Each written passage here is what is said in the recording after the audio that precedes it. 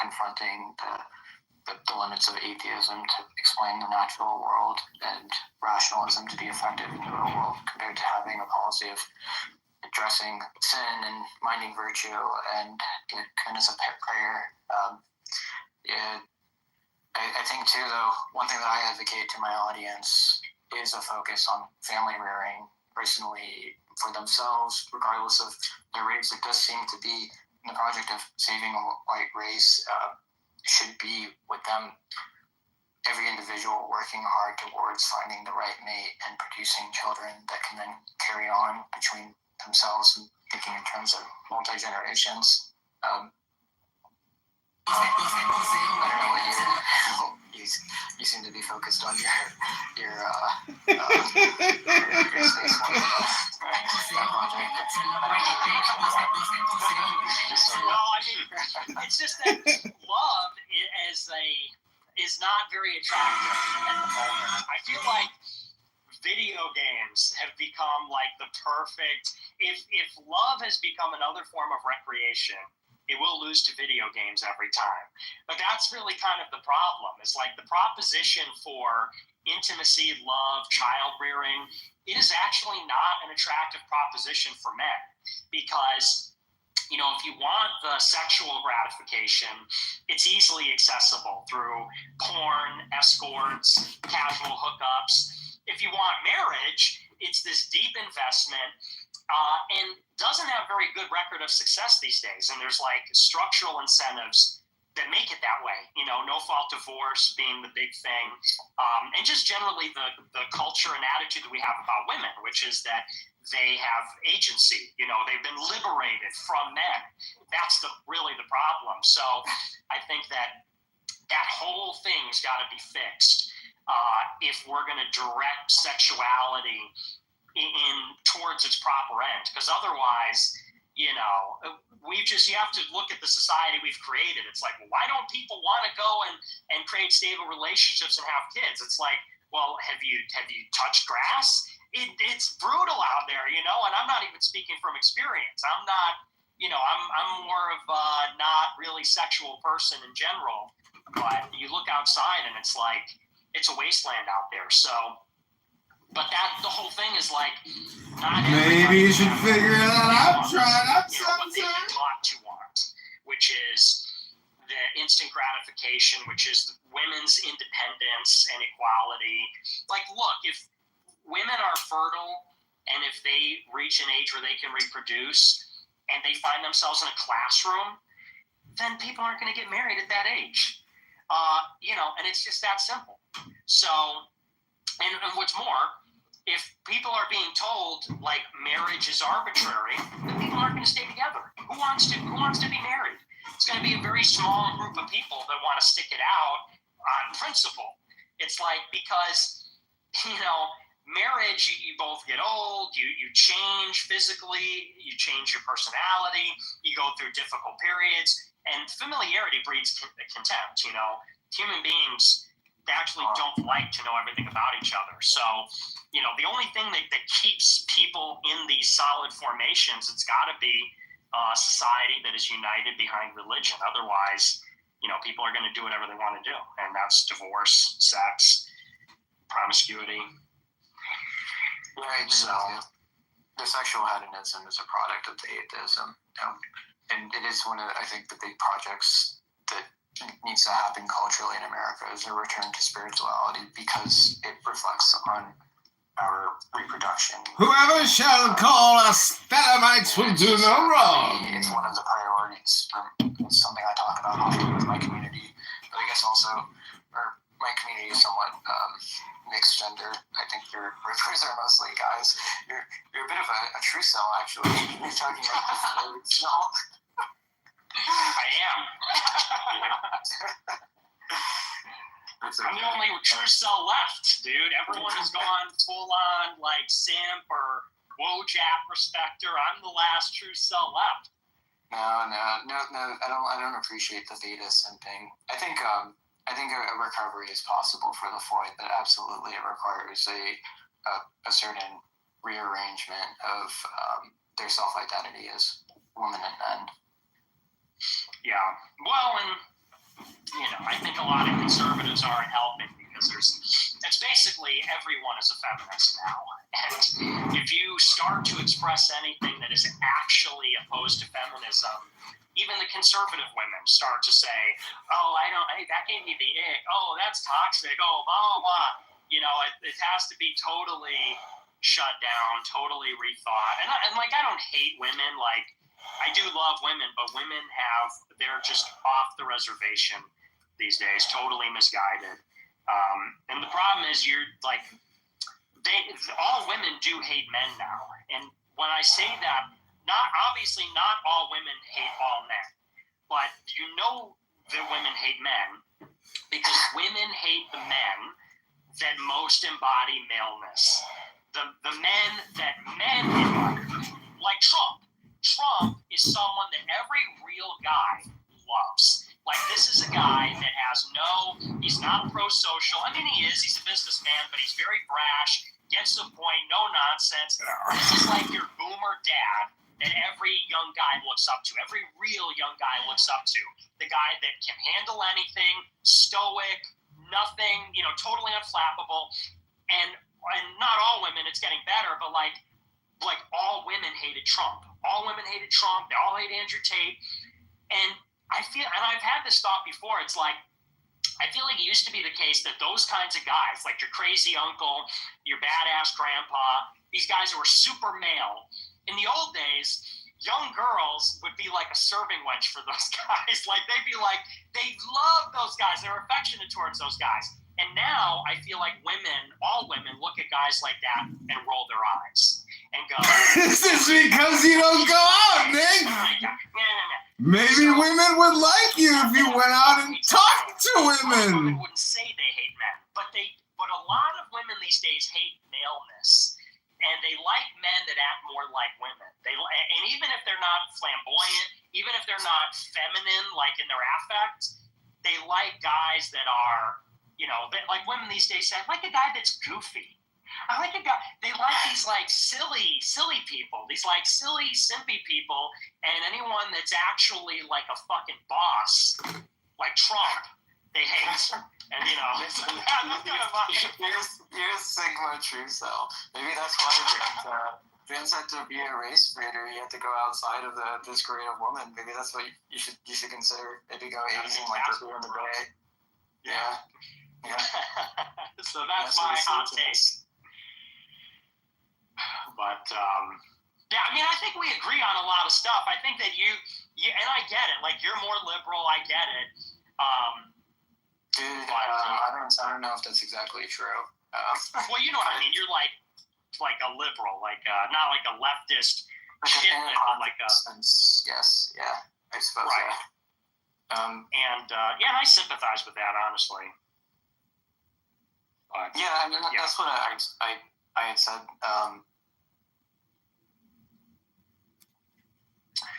Yeah. So we agree on a lot of stuff. I mean, your community agrees. There's a lot of groypers in your space or whatever. But the question is always, but that's what's funny is like, you and I can rap on this kind of stuff, not to like, take it to another place, but it's like the problem is there's this interested force behind a lot of politics that they want to present as a free discourse, but squelching certain things. And like, because I could rap with people that I disagree with. Like you said, I don't like the Jews. I actually like Jews. People give me shit because I say that, but I do. I think the Jews are intelligent. I think often they're funny. They're very funny. And I get along with them. And I've said it before, and I get shit for it, but I have a lot of Jewish friends because I think they're funny people. But the question is always, when you start to say things that they don't like, then they want to like lynch you. You start to say stuff that they don't agree with, and then they're like, well, you're not welcome here anymore. And it's like, okay, well, that doesn't work then. We got to be able to disagree. So I feel like my whole political self-discovery is something like that. I thought we were all cool and free marketplace of ideas and whatever. And then they started to say, no, but you can't go there. But you can't say this, that, the other. And then they roll out these bullshit tactics, smearing, defaming, attacking your character. And anyway, I don't mean to make it about me and that and sound whiny again or whatever, but I'm just saying, because I think, someone like you and I, people are sending me all kinds of shit about you. I'm like, I'm not trying to come after this guy's personal life or whatever, and go into the recesses of his, all these personal attacks. But it's like that has been made impossible in this political scene. And I wish it weren't that way. And that's why, the Groyper, I just wish someone would give the Groypers a chance, because I've been thinking about this a lot. It's like, Piers Morgan banned us, Tucker banned us, Tim Pool banned us, Patrick Bet-David banned us, Sobhouse banned us. It's like, what the fuck? We just want to, rap with the rest of everybody. We got our check marks taken. 15 of our guys got banned on X. I thought this was the right-wing victory. So, if we could be a party to it, it'd be one thing, but that's just where I'm coming from, if you can understand that. Because we can get along and be civil, but we're like the N-words. We're second-class citizens here, so that's why we got to be a little pissed off all the time. That's why I got to be mad all the time. Yeah, I mean, it's been very similar for us too in the last 4 years. We've battled our way into the crypto space and basically made it a safe space for us to do our own thing, which is anything we want. So I can feel where you're coming from. I don't know any of the history and lore between the fighting, but I don't have a problem with the Groypers. As soon as I saw that my community was also part of your community, at least whatever sectors, and they told me that you guys, the Groypers, are cool, you're cool, then I'm like, all right, I'll give you a chance. I think we maybe came at it strong, but I don't know anything about interpersonal politics. I don't care or think about that kind of stuff. For me, it's just we are trying to force free speech down the throat of culture, and force free information, free markets. I guess maybe the free markets is something you probably disagree with, but that's what it is. In terms of the other points, I have my opinions on the racial makeup or whatever, or the future of the void, but that's just shit. Yeah, well, you guys are cool. I mean, your community's cool. I've seen a lot of the ladies, and I fuck with it. By the way, I mean, your project, what it represents, the more I read about it, I liked it. The idea of, because someone was telling me, because I don't know the crypto stuff, but someone was telling me, the NFT people, it's a lot of degenerate gamblers and stuff, and they said, you guys care about art and cultivating something with integrity, with artistic integrity. And that's something that I believe is really important. So, I do support it. I just, when you start to see some of these connections you get, and don't get me wrong, because I understand what you're saying when you say not every connection necessarily proves, it proves that there's this intense collaboration, but you do have to recognize that, look, the CIA has been manipulating politics in this country for 100 years, and so do other intelligence agencies. And that's the one heuristic or the one hermeneutic that I feel like right-wing people need to apply to the right-wing space. And I'm not in favor of like a scare, like a red scare, no pun intended. But I do think that is something where a lot of young people like me, like how I was when I was younger, when I was a teenager, they look at right-wing politics and they say what they're seeing is what they're getting. And we know that in politics, that's never the case. And I know you're not maybe a super political guy, but I am, and I know the political people. And the truth is that looks can be deceiving. And in the right wing, there is a lot of, because there's so much is at stake in politics, there's a lot of interest and money in politics and subterfuge. And I feel like we have to be on our guard. And that's why it matters to know who we're talking to and what they're really about and everything like that. Because at the end of the day, what we really need in the country is Americans. We need, and no offense, Adrian, we need Americans running America. We need Americans that love America running America, and other people that love other countries can run those countries. But we need to run this country. People that actually love the people and love the place. So that's kind of who I am. That's what I'm about. But I respect what you're doing. I like the community. So one definition, however, that I'd like to narrow down, though, is like, who do you define as an American? Well, it's a tough question, because if you say American citizen, that means anchor babies, and I think anyone would see the problem with that. That someone who descends from John Adams is more American than someone who's here on a technicality. So I would say there's aspects that go into it. You know, if you speak English, if you have citizenship, if you've been here for a few generations, I think that's the minimum. You got to be here for a few generations.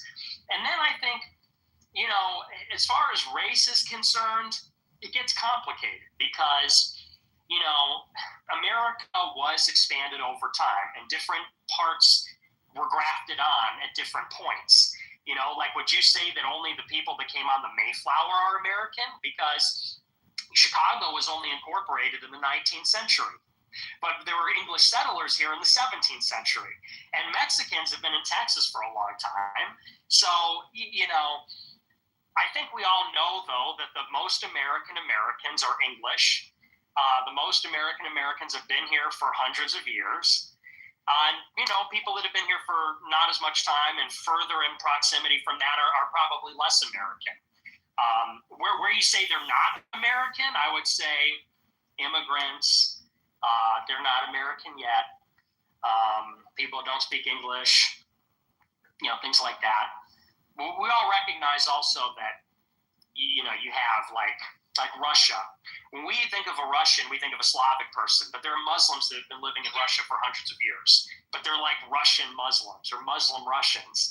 Similarly, we think of America, we're supposed to think of Tom Cruise. You know, we're supposed to think of George Washington. We're not necessarily thinking of Sundar Pichai, you know, and yet he's like an Asian American or something. So I guess I believe in the hyphens, but an American is, so it's a little complicated, but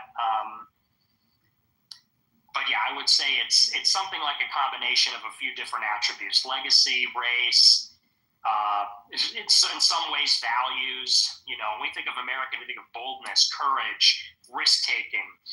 If someone's like a pussy, like a weed smoking degenerate, that's not very American, you know. So it encapsulates a lot of different things.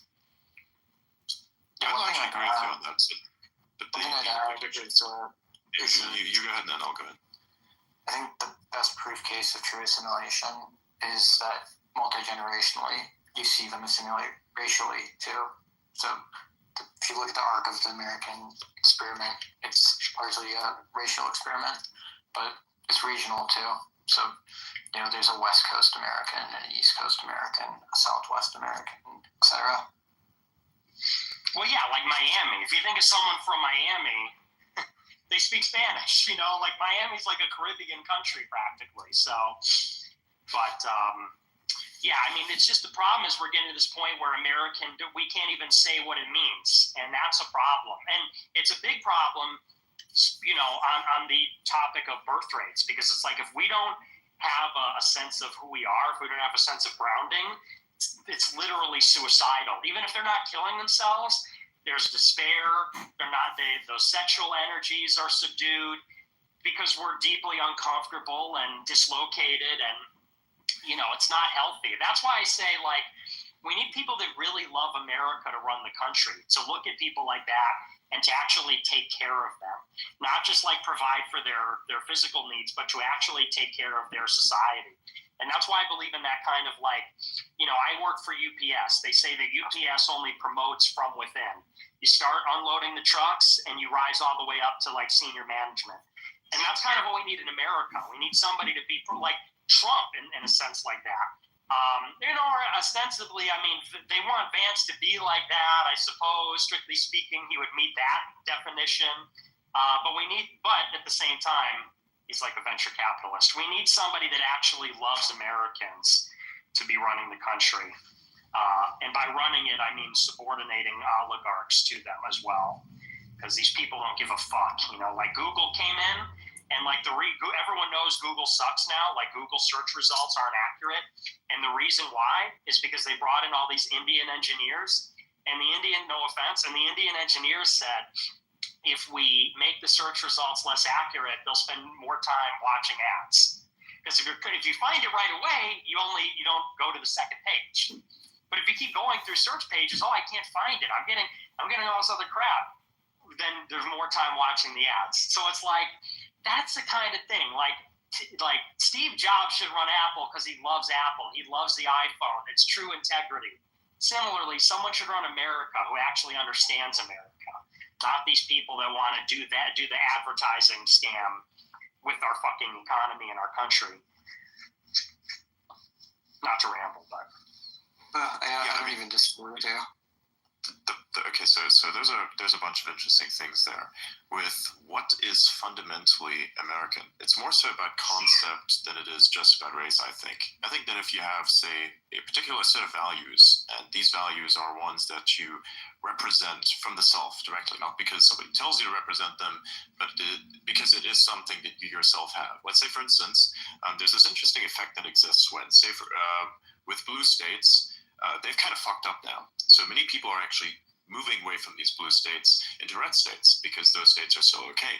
Now, the problem is, if you take them the blue state mentality and you put it into the red state, then they will vote different. Then they will vote, they will kind of pollute things in a sense because they will vote a certain way, the same way that fucked up the state that they came from. So, for instance, I would say if you have like some sort of understanding of values and you actually represent them yourself, you have to vote a certain way, for instance, right? Because you have to understand where you're going. So I think what would make someone say, fundamentally American would be someone who understands the values, enforces those values at every level, understands the history, is in line with that history, and is proud of it, I think, even to a certain extent. Right, so there's a certain thing that makes people American, and I would say even the ironic thing is many of the greatest things that came to America actually came from other people that weren't even born in that country. Werner von Braun was the only reason why America had a chance at all at succeeding in the first space race. So if it wasn't for someone who literally immigrated there and hadn't spent a single generation there, then you would have not had NASA, you would have none of these things. You would have. Well, what do Werner von Braun and Elon have in common? That they both came here. What else? I don't know. That's about it. They're white. Skin color is similar. Yeah. Well, what's the problem with the skin color? You know, what's the problem with that? You can point at many other people that have done great things as well. Like who? I think I could take a recent one. We could say would be someone like Arvind Srinivas. He's a pretty cool one. There's a recent tech founder type of person.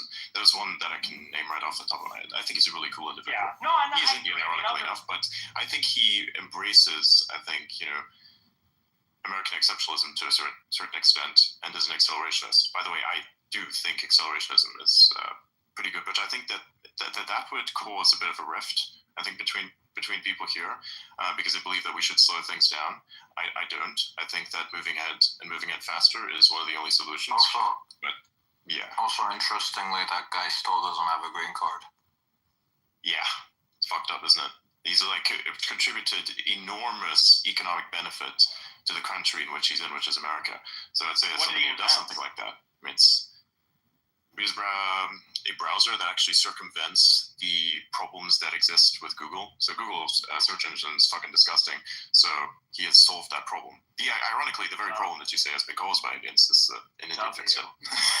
Werner von Braun and Elon, rocket ships, guy, web browser. No, but I agree. I mean, look. Everybody's got to start somewhere. I agree. I mean, look, like, my favorite artist is Ye, is Kanye. He's By the way, consider that, for instance, Tesla, which is one of those companies that is owned by Elon and primarily operated by Elon. If you look at one of its primary things that makes it very relevant is the fact that the Tesla car is basically a robot on wheels. And one of the things that they have, which practically no other car company has, because Tesla's not really a car company, they're an AI and robotics company. They have real-world AI in that they can actually interact with the real world in ways that no other AI company has been able to do yet. And who is the head of, who's the head of that specific part of Tesla? The AI, real-world AI thing, FSD, who's that? Who is it? It's an Indian guy. So based? All I'm saying. I don't think it boils down to generations. I do agree that limiting immigration is totally warranted. I think everybody agrees here actually with this one. I think it's like bringing people in en masse without any consideration as to who they are. Even to a certain extent, I mean, terrorists have come into that country and they've really fucked things up. That is a problem. And look at Germany right now; it's completely falling apart because of the people that they brought in. So you can see the disaster firsthand. So I don't disagree with that whatsoever. I fully agree, however, with bringing people into various places if they are skilled and they want to make that place a better place, or they want to come to what is effectively the land of opportunity. And I think that is exactly what one should do. If you see opportunity in another country, you should go there. That's our home, but that's our home. I mean, that's the problem. Yeah, but they can make it their home also. And they can make your home better. But they can't. They can't, because if they change what our home is, then it's no longer our home.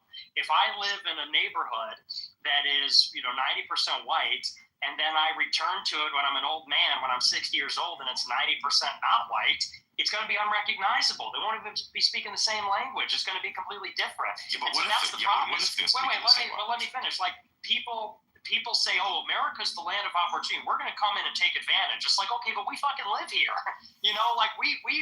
If that involves fundamentally changing our home, then we don't want that. And I think that we can have, and I don't think we disagree, actually. I don't think that, we can have a small number of people come here who are truly exceptional and innovate. A small number.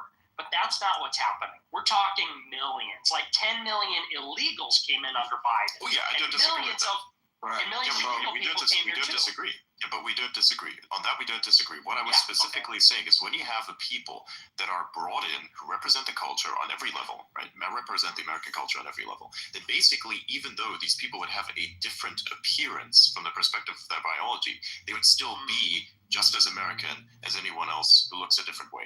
It's just simply how it is. So I think, even say, for instance, you come to that neighborhood once again, the same values that have existed before you left are still there in place. So if these values are being reinforced within people, and the people that came there have those same values, even though they look a little bit different, the only thing that will look different is, to a certain extent, maybe even the faces. But I think that would be short-lived also, because even if you were to intermingle... We're not just values, we're people. That's sort of the point. Is like people also. It's like I said, when I be invaded. The point is with small amounts of immigration, you're not going to be invaded. What had been happening is basically full-scale invasion by people who came in illegally, right? We're not disputing that whatsoever, and I agree that's a problem. Yeah, exactly. Okay. Yeah, because I think the H-1B had been abused in the past, but of course that's getting overhauled now. At least you also have the diversity visa. The diversity visa is absolute bullshit. Yeah. So I don't think we're in disagreement. Yeah, no, we're not in disagreement. We're just narrowing down definitions. That's what. Nick, I am curious. What do you think about the EB-5? I think all the immigration programs got to go for now, even EB-5. There's just too many people. I don't think that, I think that I'm in favor of a total immigration moratorium. So, and that includes, so-called specialist skilled people, investors, whoever you want to say. I think that for now, and you laugh, but it's like, we were talking about a vacuum. Yeah, that maybe that would be fine. Maybe EB-5 would be okay. Maybe we'd keep some of the other ones. But we're talking about a country that has had, like I said, it's constantly increasing for 60 years. So I think we need a pause. And that's not ahistorical either. The country has had waves of immigration, and then always is followed up with a wave where we don't have immigration. They will have a lot of people come in, and then we shut the door for a period of time. Also, for most of the country's history, those people are all coming from Europe. And whether you think race matters or values matter, maybe, or whatever your relative import you place on those things, I think anyone would agree that it's easier for a white person of a different ethnicity to assimilate than a non-white person, just because of proximity. We use the same alphabet. We have the same religion, generally speaking. We look relatively the same compared to people that, obviously there's more difference between a Nigerian and an Englishman than German and an Englishman. So for obvious reasons, And that's how we had it when we had all Europeans coming here. Come in, close the door. Come in, close the door. For 60 years, it's just been come right on in. And next year, more people should come in. For 60 years, and they're coming from Asia and Latin America mostly. So, no, I think even investors, we just need to have it all shut down so the people that are here can have a chance to assimilate to whatever extent possible. And then you can open it up to investors and specialists and other people. But for now, I think it should be almost complete. Hey, listen, guys, I have actually an appointment I got to go to tonight, but if you want to stay on, I'm going to drop off. Thanks for hosting the space, Adrian. I appreciate it. Nick, it was a good, I don't even know if it counts as a debate, but it was nice to meet you. Oh, he looks like he just dropped off too. Yeah, I think this was a really good conversation. Thank you for coming, by the way. And if you'd like to do this at any other point in time again, just hit me up. We'll do it. We'll make something happen. Yeah, let me know. I think it's fun. I like these kinds of I don't know, debate conversations. It's interesting. Sure. Also, your community is amazing. Amazing meme that they created. It's fucking great. It's good, so I love it. Adrian, they're begging you to put it on. Oh my god. Oh yeah, I do in fact have one that looks just like me. It's like one that's on Mars. It's very nice. Like the background is really, really cool. Made one. Yeah, I saw we'll show it off on a live stream. Oh yeah? You're wearing it on your Maximus. Yeah, I have it in my Discord server on Signal and such. Out of here, it's like, why the fuck are you milady? It's so funny. Yeah, there's a ton of conspiracies, just like that you're Elon Musk, but also that Elon's secretly a milady with an alt. So it just feels that. That is hilarious. That is absolutely hilarious. I mean, I do have an alt. I should probably put it on there. Oh yeah. There you go. Complete the. Yeah. Exactly. Well, anyways, thanks for coming, man. This is great. Do you see Nick Fuentes connecting again, or is he dropped? I don't see him connecting. I think he's dropped, perhaps. Yeah, my phone actually died earlier when you guys were talking. My phone died. I had to charge it and get back in. That explains it. Yeah. For a second. He's coming back? Yeah, he's connecting in. Cool.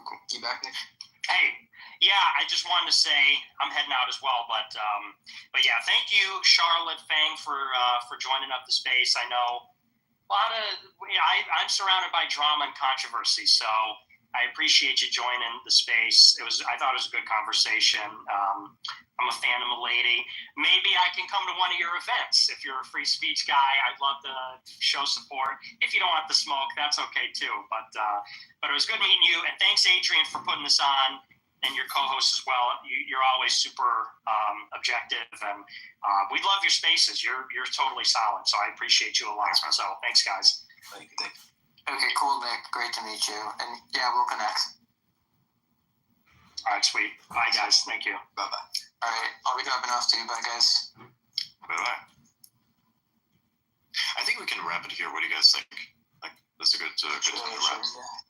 Yeah. Yep. Yeah, that's fine. Yeah, I think there's not much else to discuss, really.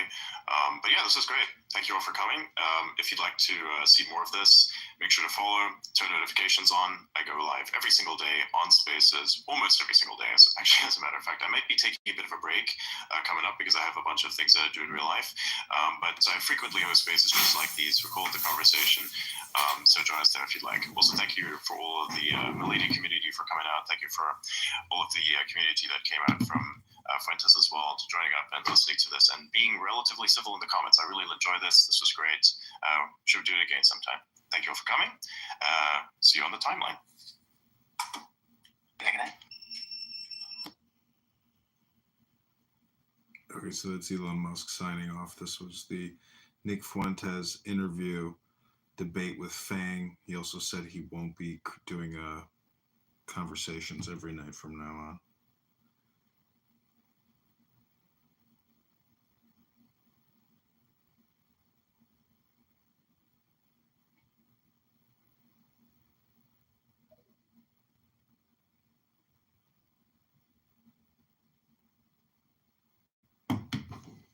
Okay, Ben, hope you enjoyed that.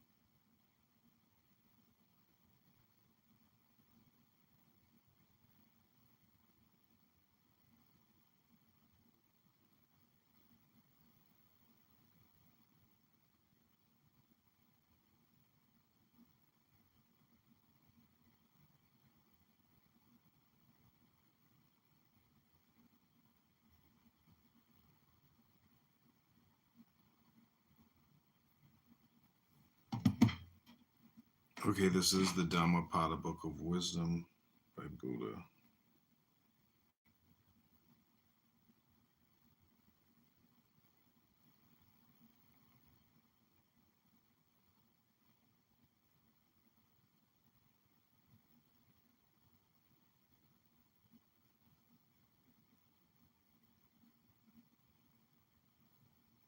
Okay, this is Dhammapada.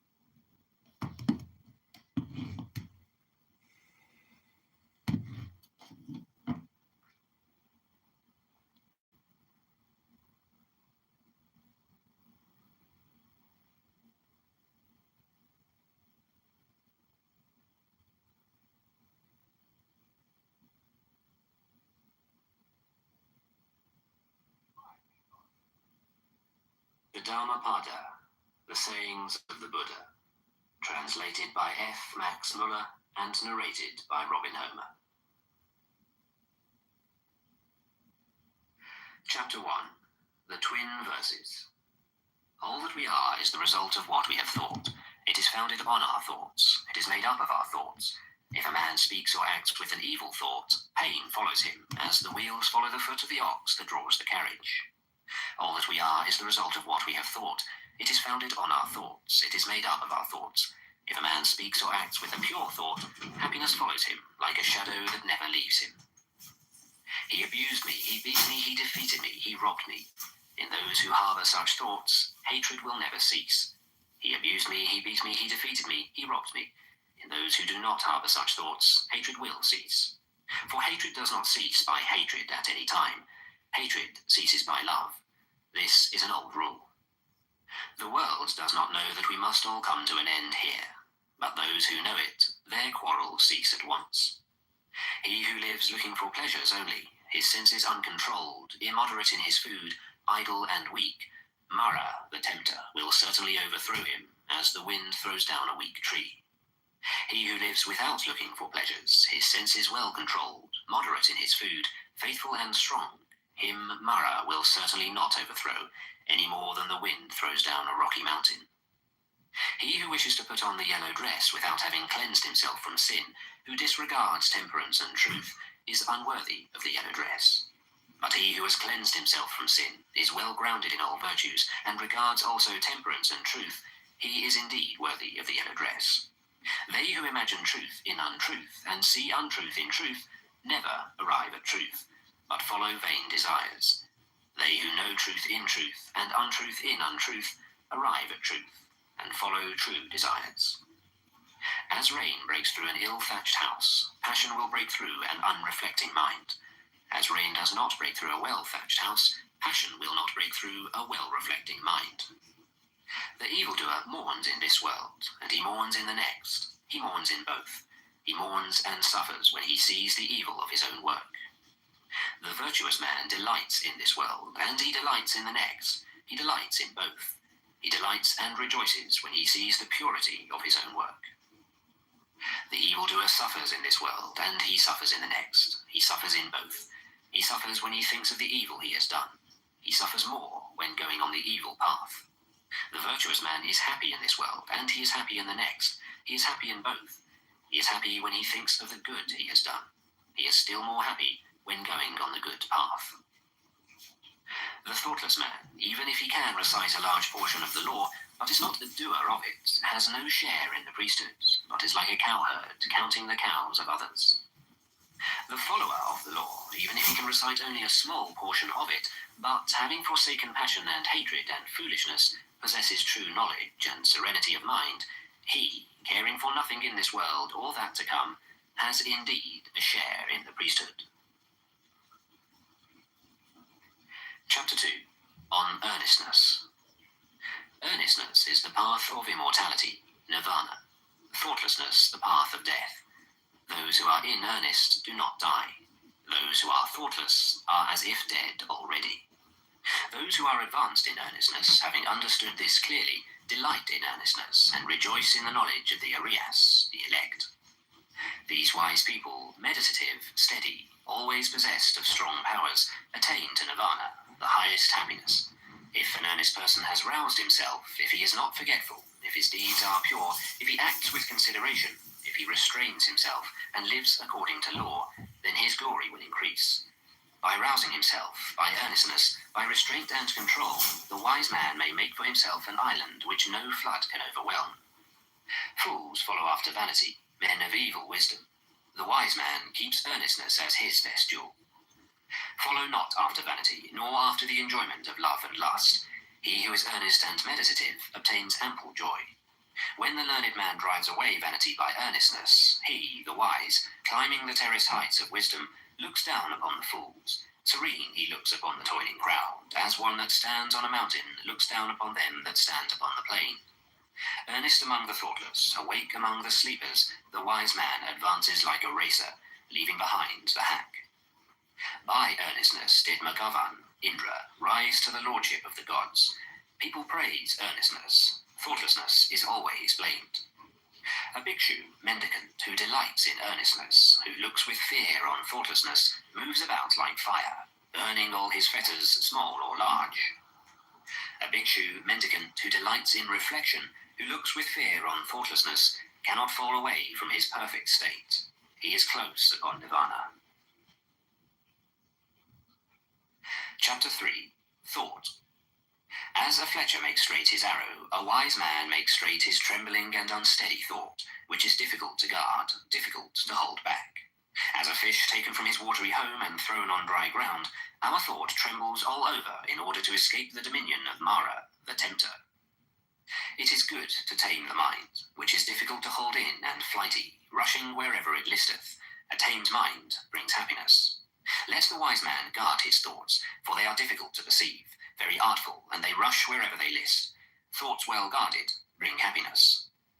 Those who bridle their mind, which travels far, moves about alone, is without a body, and hides in the chamber of the heart, will be free from the bonds of Mara, the tempter. If a man's thoughts are unsteady, if he does not know the true law, if his peace of mind is troubled, his knowledge will never be perfect. If a man's thoughts are not dissipated, if his mind is not perplexed, if he has ceased to think of good or evil, then there is no fear for him while he is watchful. Knowing that this body is fragile like a jar, and making this thought firm like a fortress, one should attack Mara the tempter with the weapon of knowledge. One should watch him when conquered, and should never rest.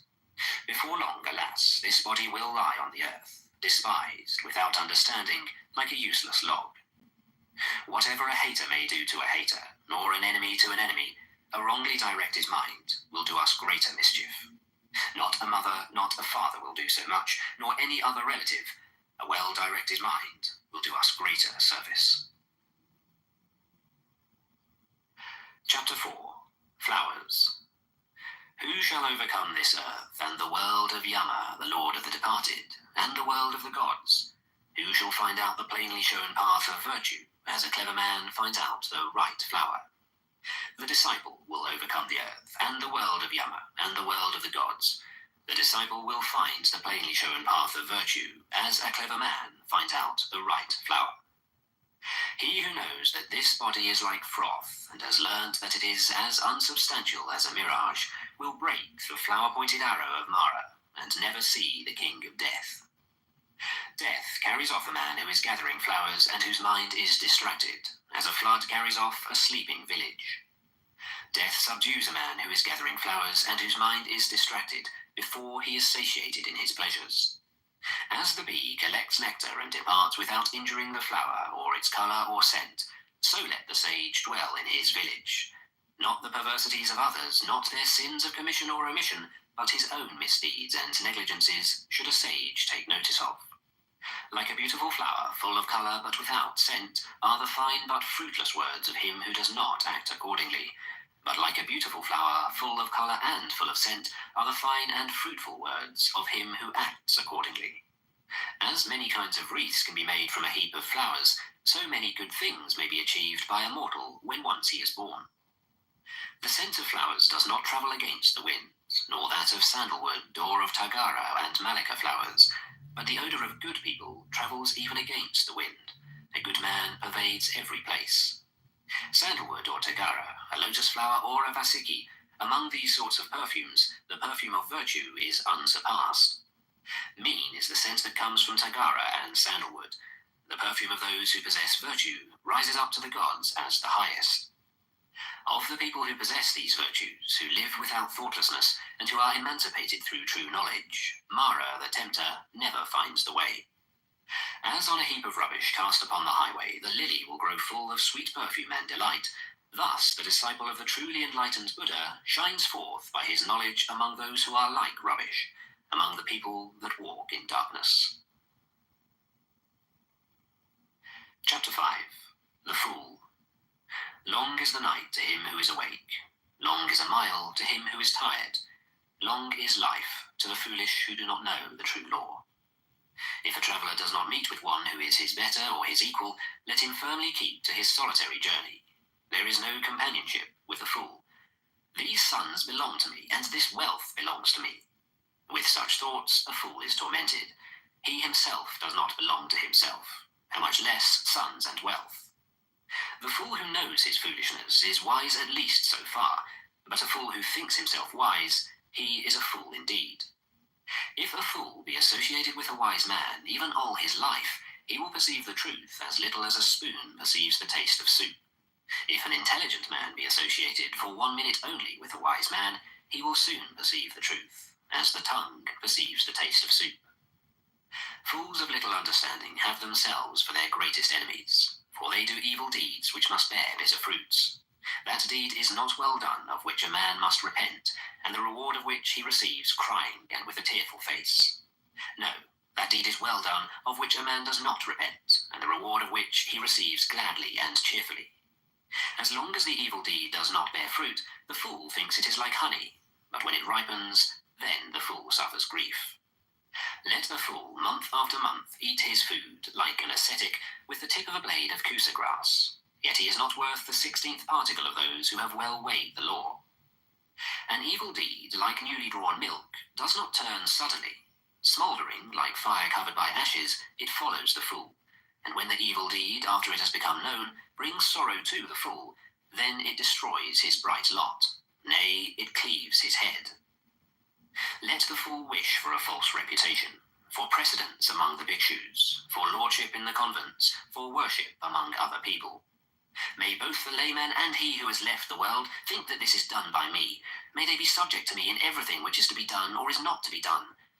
Thus is the mind of the fool, and his desire and pride increase. One is the road that leads to wealth, another the road that leads to nirvana.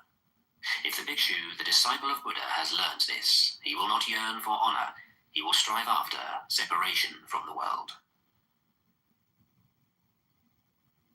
Chapter 6. The Wise Man, or Pandita. If you see an intelligent man who tells you where true treasures are to be found, who shows you what is to be avoided, and administers reproofs, follow that wise man. It will be better, not worse, for those who follow him. Let him admonish, let him teach, let him forbid what is improper.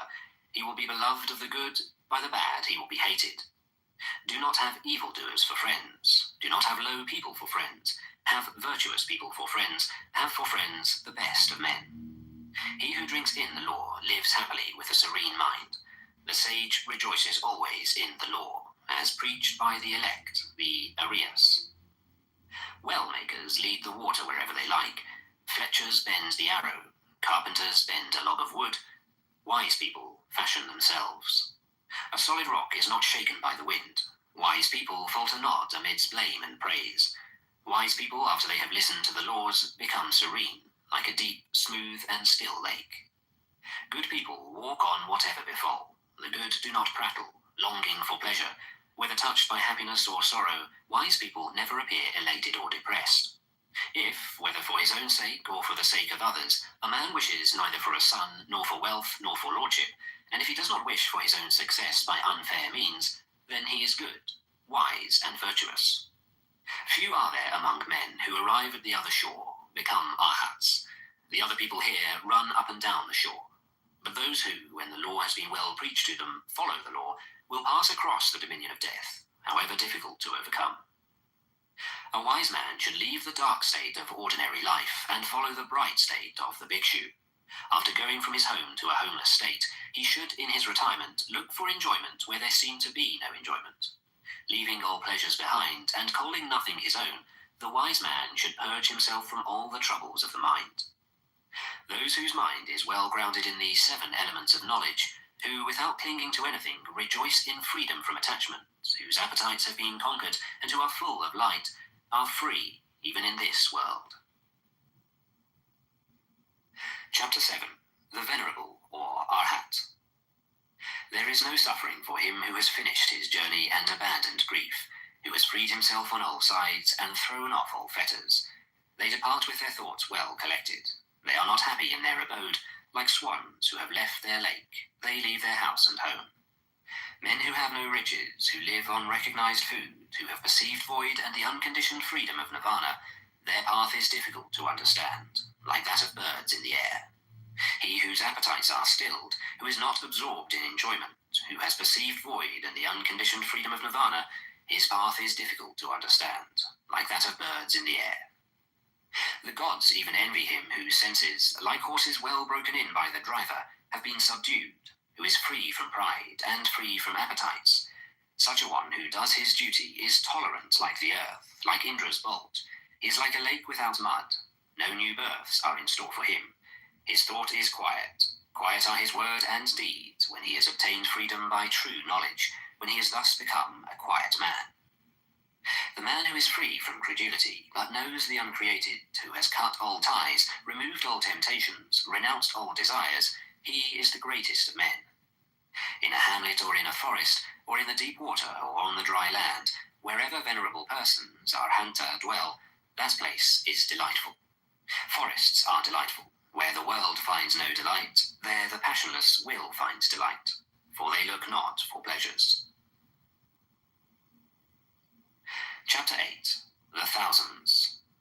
Even though a speech be 1,000 words, but made up of senseless words, one word of sense is better, which if a man hears, he becomes quiet. Even though a gatha poem be 1,000 words, but made up of senseless words, one word of a gatha is better, which if a man hears, he becomes quiet. Though a man recite 100 gathas made up of senseless words, one word of the law is better, which if a man hears, he becomes quiet. If one man conquer in battle 1,000 times thousands men, and if another conquer himself, he is the greatest of conquerors. One's own self conquered is better than all other people. Not even a god, a Gandharva, not Mara with Brahman could change into defeat the victory of a man who has vanquished himself and always lives under restraint. If a man for 100 years sacrifice month after month with 1,000, and if he but for one moment pay homage to a man whose soul is grounded in true knowledge, better is that homage than sacrifice for 100 years. If a man for 100 years worship Agni, fire, in the forest, and if he but for one moment pay homage to a man whose soul is grounded in true knowledge, better is that homage than sacrifice for 100 years. Whatever a man sacrifice in this world as an offering or as an oblation for a whole year in order to gain merit, the whole of it is not worth a farthing. Reverence shown to the righteous is better. He who always greets and constantly reveres the aged, 4 things will increase to him: life, beauty, happiness, power.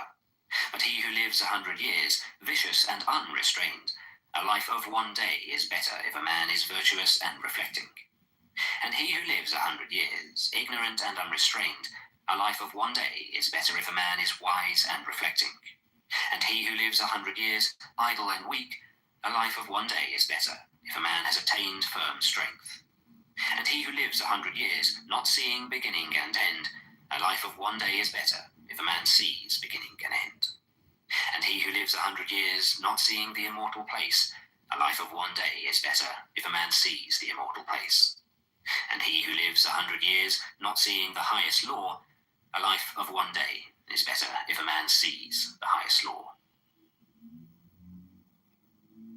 Chapter 9. Evil. If a man would hasten towards the good, he should keep his thought away from evil. If a man does what is good slothfully, his mind delights in evil. If a man commits a sin, let him not do it again. Let him not delight in sin. Pain is the outcome of evil. If a man does what is good, let him do it again. Let him delight in it. Happiness is the outcome of good. Even an evildoer sees happiness as long as his evil deed has not ripened. But when his evil deed has ripened, then does the evildoer see evil. Even a good man sees evil days as long as his good deed has not ripened. But when his good deed has ripened, then does the good man see happy days. Let no man think lightly of evil, saying in his heart, "It will not come nigh unto me." Even by the falling of water drops, a water pot is filled. The fool becomes full of evil, even if he gather it little by little. Let no man think lightly of good, saying in his heart, "It will not come nigh unto me." Even by the falling of water drops, a water pot is filled. The wise man becomes full of good, even if he gather it little by little. Let a man avoid evil deeds as a merchant, if he has few companions and carries much wealth, avoids a dangerous road, as a man who loves life avoids poison. He who has no wound on his hand may touch poison with his hand. Poison does not affect one who has no wound, nor is there evil for one who does not commit evil.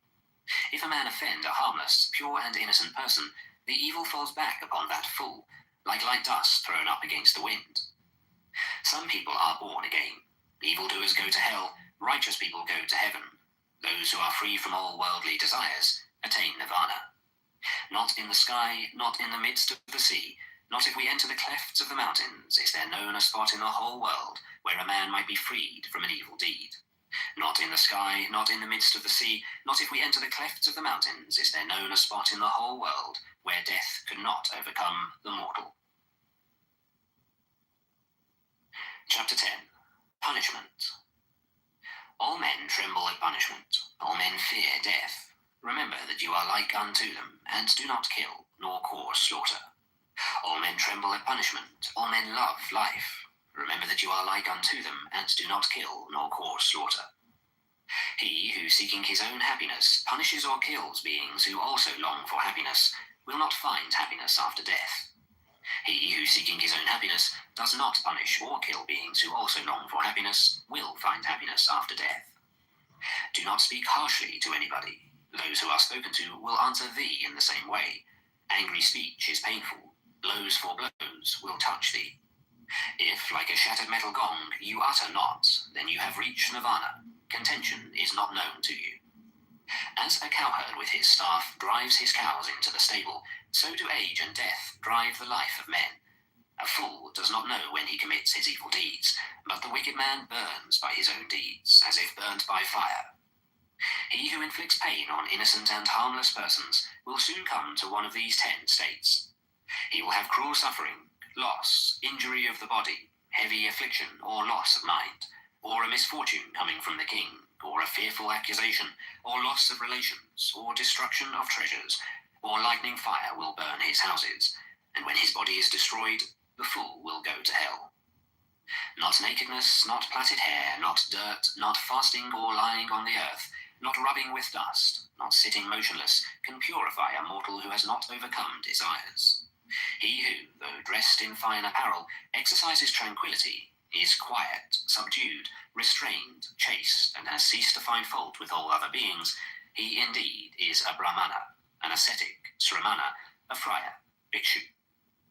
Is there in this world any man so restrained by humility that he does not mind reproof, as a well-trained horse the whip? Like a well-trained horse when touched by the whip, be you active and lively, and by faith, by virtue, by energy, by meditation, by discernment of the law, you will overcome this great pain of reproof, perfect in knowledge and in behaviour, and never forgetful. Well-makers lead the water wherever they like. Fletchers bend the arrow, carpenters bend a log of wood. Good people fashion themselves. Chapter 11. Old Age. How is there laughter? How is there joy? Or is this world always burning? Why do you not seek a light, you who are surrounded by darkness? Look at this dressed-up lump, covered with wounds, joined together, sickly, full of many thoughts, which has no strength, no hold. This body is wasted, full of sickness and frail. This heap of corruption breaks into pieces. Life indeed ends in death. Those white bones, those gourds thrown away in autumn, what pleasure is there in looking at them? After a stronghold has been made of the bones, it is covered with flesh and blood, and there dwell in it old age and death, pride and deceit. The brilliant chariots of kings are destroyed. The body also approaches destruction, but the virtue of good people never approaches destruction. Thus do the good say to the good. Looking for the maker of this tabernacle, I shall have to run through a course of many births, so long as I do not find him, and painful is birth again and again. But now, maker of the tabernacle, you have been seen. You shall not make this tabernacle again. All thy rafters are broken. Thy ridgepole is sundered. The mind, approaching the eternal, Visankara, Nirvana, has attained to the extinction of all desires. Men who have not observed proper discipline and have not gained treasure in their youth perish like old herons in a lake without fish. Men who have not observed proper discipline and have not gained treasure in their youth lie like broken bows, sighing after the past. Chapter 12. Self. If a man hold himself dear, let him watch himself carefully. During one at least out of the 3 watches, a wise man should be watchful. Let each man direct himself first to what is proper, then let him teach others. Thus a wise man will not suffer. If a man make himself as he teaches others to be, then, being himself well subdued, he may subdue others. One's own self is indeed difficult to subdue. Self is the lord of self. Who else could be the lord? With self well subdued, a man finds a lord such as few can find. The evil done by oneself, self-begotten, self-bred, crushes the foolish, as a diamond breaks a precious stone. He whose wickedness is very great brings himself down to the state where his enemy wishes him to be, as a creeper does with the tree which it surrounds. Bad deeds and deeds hurtful to ourselves are easy to do. What is beneficial and good, that is very difficult to do. The foolish man who scorns the rule of the venerable, Arahat, of the elect, Arya, of the virtuous, and follows false doctrines, he bears fruits to his own destruction, like the fruits of the Kataka reed. By oneself the evil is done. By oneself one suffers. By oneself evil is left undone. By oneself one is purified. Purity and impurity belong to oneself. No one can purify another. Let no one forget his own duty for the sake of another's, however great. Let a man, after he has discerned his own duty, be always attentive to his duty. Chapter 13. The World. Do not follow the evil law. Do not live on in thoughtlessness. Do not follow false doctrine. Be not a friend of the world. Rouse thyself. Do not be idle. Follow the law of virtue. The virtuous rests in bliss in this world and in the next. Follow the law of virtue. Do not follow that of sin. The virtuous rests in bliss in this world and in the next. Look upon the world as a bubble. Look upon it as a mirage. The king of death does not see him who thus looks down upon the world. Come, look at this glittering world, like unto a royal chariot. The foolish are immersed in it, but the wise do not touch it. He who formerly was reckless and afterwards became sober brightens up this world, like the moon when freed from clouds. He whose evil deeds are covered by good deeds brightens up this world, like the moon when freed from the clouds. This world is dark. Few only can see here. A few only go to heaven, like birds escaped from the net. The swans go on the path of the sun.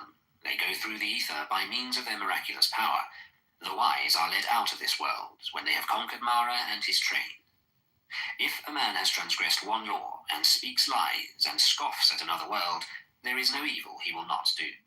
The uncharitable do not go to the world of the gods. Fools only do not praise liberality.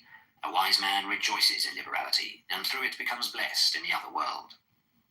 Better than sovereignty over the earth, better than going to heaven, better than lordship over all worlds, is the reward of the first step in holiness. Chapter 14. The Buddha, the Awakened. He whose conquest is not conquered again, into whose conquest no one in this world enters, by what track can you lead him, the awakened, the omniscient, the trackless? He whom no desire with its snares and poisons can lead astray, By what track can you lead him, the awakened, the omniscient, the trackless? Even the gods envy those who are awakened and not forgetful, who are given to meditation, who are wise and who delight in the repose of retirement from the world.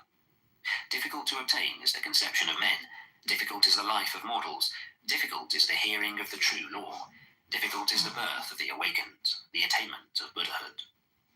Not to commit any sin, to do good and to purify one's mind, that is the teaching of all the awakened.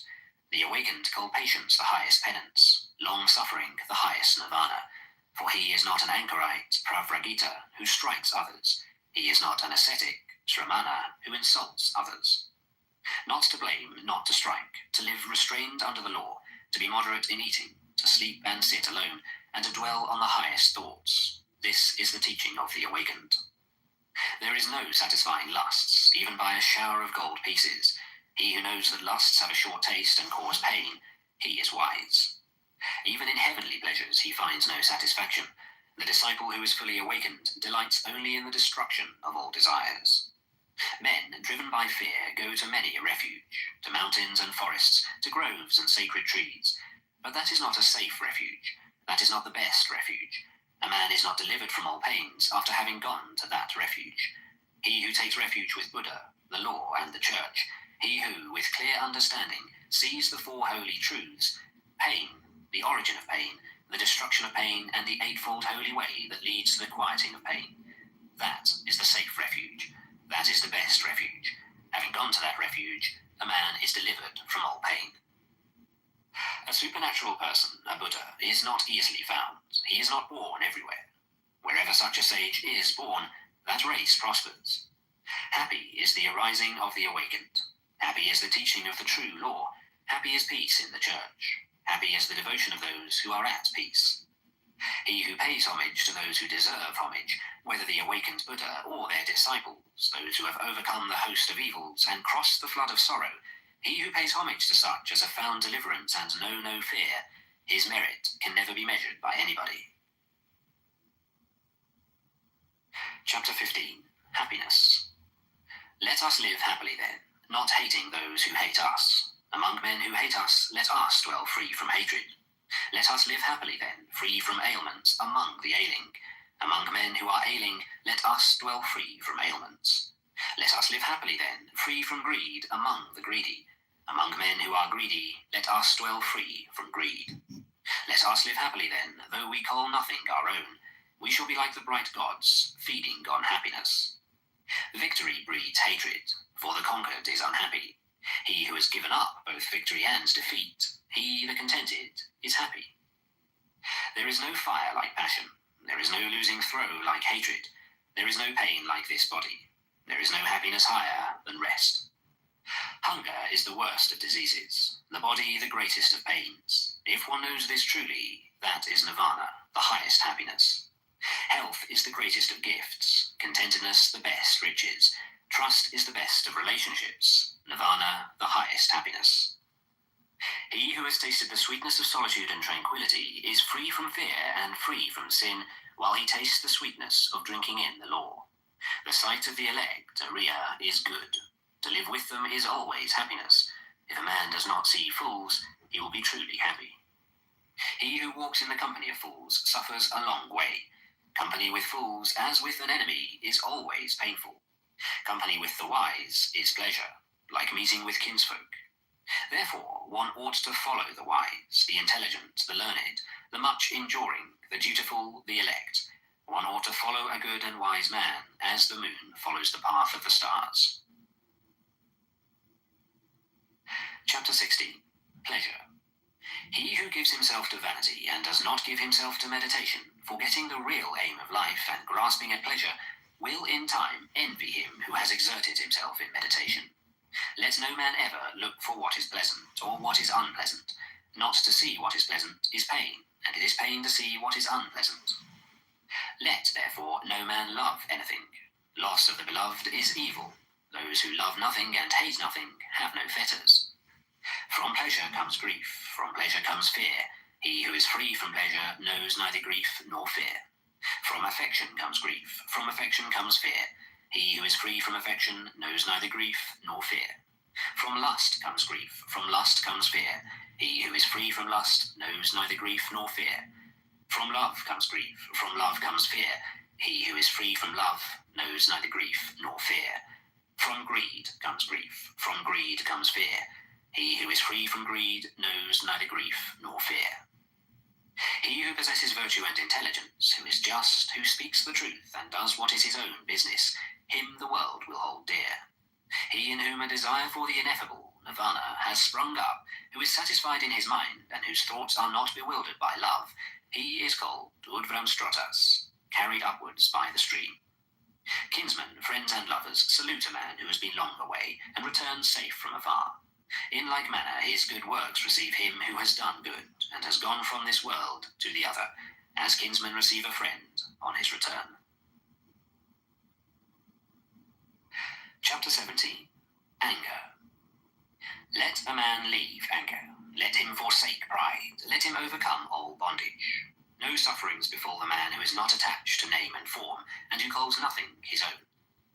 He who holds back rising anger like a rolling chariot, him I call a real driver. Other people are but holding the reins. Let a man overcome anger by love. Let him overcome evil by good. Let him overcome the greedy by liberality, the liar by truth. Speak the truth. Do not yield to anger. Give if thou art asked for little. By these 3 steps thou wilt go near the gods. The sages who injure nobody and who always control their body, they will go to the unchangeable place, nirvana, where, if they have gone, they will suffer no more. Those who are ever watchful, who study day and night, and who strive after nirvana, their passions will come to an end. This is an old saying, O Attila. This is not only of today. They blame him who sits silent, they blame him who speaks much, they also blame him who says little. There is no one on earth who is not blamed. There never was, there never will be, nor is there now, a man who is always blamed, or a man who is always praised. But he whom those who discriminate praise continually day after day, as without blemish, wise, rich in knowledge and virtue, who would dare to blame him, like a coin made of gold from the Gambu river. Even the gods praise him. He is praised even by Brahman. Beware bodily anger, and control thy body. Leave the sins of the body, and with thy body practice virtue. Beware of the anger of the tongue, and control thy tongue. Leave the sins of the tongue, and practice virtue with thy tongue. Beware of the anger of the mind, and control thy mind. Leave the sins of the mind, and practice virtue with thy mind. The wise who control their body, who control their tongue, who control their mind, are indeed well controlled. Chapter 18. Impurity. Thou art now like a sear leaf. The messengers of death, Yama, have come near to thee. Thou standest at the door of thy departure, and thou hast no provision for thy journey. Make thyself an island, work hard, be wise. When thy impurities are blown away, and thou art free from guilt, thou wilt enter into the heavenly world of the elect, Ariya. Thy life has come to an end, thou art near to death. There is no resting place for thee on the road, and thou hast no provision for thy journey. Make thyself an island, work hard, be wise. When thy impurities are blown away, and thou art free from guilt, thou wilt not enter again into birth and decay.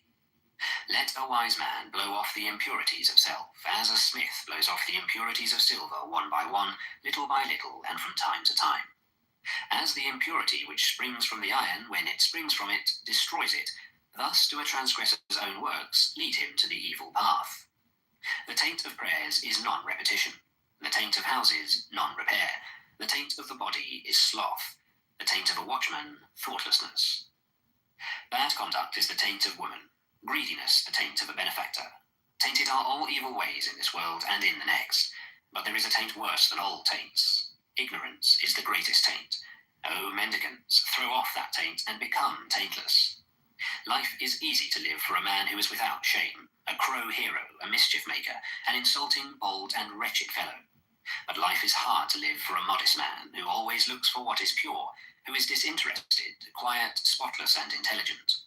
He who destroys life, who speaks untruth, who in this world takes what is not given him, who goes to another man's wife, and the man who gives himself to drinking intoxicating liquors, he, even in this world, digs up his own root.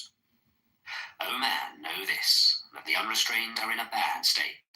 Take care that greediness and vice do not bring thee to grief for a long time. The world gives according to their faith or according to their pleasure. If a man frets about the food and the drink given to others, he will find no rest either by day or by night. He in whom that feeling is destroyed and taken out with the very root finds rest by day and by night. There is no fire like passion. There is no shark like hatred. There is no snare like folly. There is no torrent like greed. The fault of others is easily perceived, but that of oneself is difficult to perceive. A man winnows his neighbour's faults like chaff, but his own fault he hides, as a cheat hides the bad die from the gambler. If a man looks after the faults of others and is always inclined to be offended, his own passions will grow, and he is far from the destruction of passions. There is no path through the air. A man is not a samana by outward acts. The world delights in vanity. The Tathagatas, the Buddhas, are free from vanity. There is no path through the air. A man is not a samana by outward acts. No creatures are eternal, but the awakened Buddha are never shaken. Chapter 19. The Just. A man is not just if he carries a matter by violence. No, he who distinguishes both right and wrong, who is learned and leads others not by violence, but by law and equity, and who is guarded by the law and intelligent, he is called just. A man is not learned because he talks much. He who is patient, free from hatred and fear, he is learned. A man is not a supporter of the law because he talks much. Even if a man has learnt little but sees the law bodily, he is a supporter of the law, a man who never neglects the law. A man is not an elder because his head is grey. His age may be ripe, but he is called old in vain. He in whom there is truth, virtue, love, restraint, moderation, he who is free from impurity and is wise, he is called an elder. An envious, greedy, dishonest man does not become respectable by means of much talking only, or by the beauty of his complexion. He in whom all this is destroyed and taken out with the very root, he, when freed from hatred and wise, is called respectable. Not by tonsure does a disciplined man who speaks falsehood become a samana. Can a man be a samana who is still held captive by desire and greediness? He who always quiets the evil, whether small or large, he is called a samana, a quiet man, because he has quieted all evil. A man is not a mendicant, bhikshu, simply because he asks others for alms. He who adopts the whole law is a bhikshu, not he who only begs. He who is above good and evil, who is chaste, who with knowledge passes through the world, he indeed is called a bhikshu. A man is not a muni because he observes silence if he is foolish and ignorant, but the wise who, taking the balance, chooses the good and avoids the evil, he is a muni, and is a muni thereby. He who in this world weighs both sides is called a muni. A man is not an elect, Arya, because he injures living creatures. Because he has pity on all living creatures, thereby is a man called Arya. Not only by discipline and vows, not only by much learning, not by entering into a trance, not by sleeping alone, do I earn the happiness of release which no worldling can know. Bhikshu, be not confident as long as thou hast not attained the extinction of desires. Chapter 20. The Way. The best of ways is the eightfold. The best of truths is the 4 words. The best of virtues, passionlessness. The best of men, he who has eyes to see. This is the way. There is no other that leads to the purifying of intelligence. Go on this way. Everything else is the deceit of Mara, the tempter. If you go on this way, you will make an end of pain. The way was preached by me when I had understood the removal of the thorns in the flesh. You yourself must make an effort. The Tathagatas, Buddhas, are only preachers. The thoughtful who enter the way are freed from the bondage of Mara. All created things perish. He who knows and sees this becomes passive in pain. This is the way to purity. All created things are grief and pain. He who knows and sees this becomes passive in pain. This is the way that leads to purity. All forms are unreal. He who knows and sees this becomes passive in pain. This is the way that leads to purity. He who does not rouse himself when it is time to rise, who, though young and strong, is full of sloth, whose will and thought are weak, that lazy and idle man will never find the way to knowledge. Watching his speech, well restrained in mind, let a man never commit any wrong with his body. Let a man but keep these 3 roads of action clear, and he will achieve the way which is taught by the wise. Through zeal, knowledge is gotten. Through lack of zeal, knowledge is lost. Let a man who knows this double path of gain and loss thus place himself, that knowledge may grow. Cut down the whole forest of lust, not a tree only. Danger comes out of the forest of lust. When you have cut down both the forest and its undergrowth, then, bhikshus, you will be rid of the forest and free. So long as the love of man towards women, even the smallest, is not destroyed, so long is his mind in bondage, as the calf that drinks milk is to its mother. Cut out the love of self like an autumn lotus with thy hand. Cherish the road of peace. Nirvana has been shown by Sugata, Buddha. Here I shall dwell in the rain, here in winter and summer. Thus the fool meditates, and does not think of his death. Death comes and carries off that man, prays for his children and flocks, his mind distracted, as a flood carries off a sleeping village. Sons are no help, nor a father nor relations. There is no help from kinsfolk for one whom death has seized. A wise and good man that knows the meaning of this should quickly clear the way that leads to nirvana. Through zeal, knowledge is gotten. Through lack of zeal, knowledge is lost. Let a man who knows this double path of gain and loss thus place himself, that knowledge may grow. Cut down the whole forest of lust, not only a tree. Danger comes out of the forest of lust. When you have cut down both the forest and its undergrowth, then, bhikshus, you will be rid of the forest and free. So long as the love of man towards women, even the smallest, is not destroyed, so long is his mind in bondage, as the calf that drinks milk is to its mother. Cut out the love of self, like an autumn lotus, with thy hand. Cherish the road of peace. Nirvana has been shown by Sugata, Buddha. Chapter 21. Miscellaneous. If by leaving a small pleasure one sees a great pleasure, let a wise man leave the small pleasure and look to the great. He who, by causing pain to others, wishes to obtain pleasure for himself, he, entangled in the bonds of hatred, will never be free from hatred. What ought to be done is neglected. What ought not to be done is done. The desires of unruly, thoughtless people are always increasing.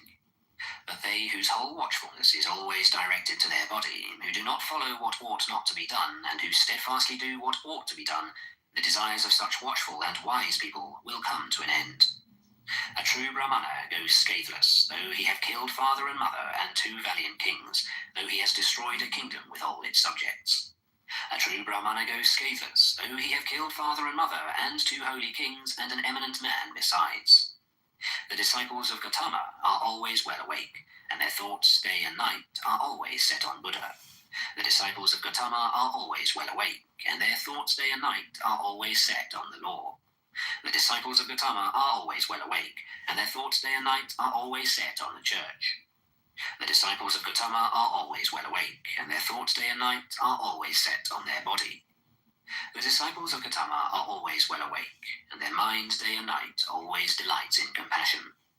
The disciples of Gautama are always well awake, and their mind day and night always delights in meditation. It is hard to leave the world, to become a friar. It is hard to enjoy the world.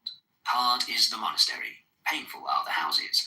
Painful it is to dwell with equals, to share everything in common, and the itinerant mendicant is beset with pain.